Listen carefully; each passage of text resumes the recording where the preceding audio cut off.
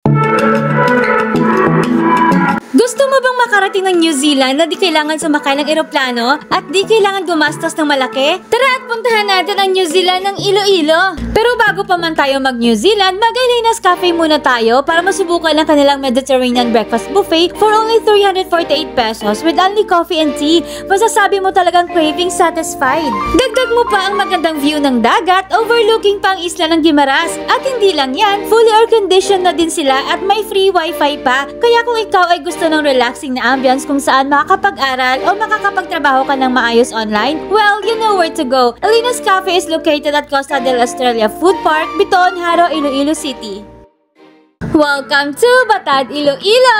Ang bayan ng Batad is a 5th-class municipality and it has a population of 22,157 people. At ito ay nabibilang din sa northern part ng Iloilo. And now, they are celebrating their 75th founding anniversary and first Panolo Festival this month of August. Alam niyo bang may mala New Zealand na atraksyon dito sa Batad, Iloilo? At lahat ba nakapunta na? Kung hindi pa, tara samahan niyo kaming puntahan ang nakatagong hiyas ng Batad, Iloilo.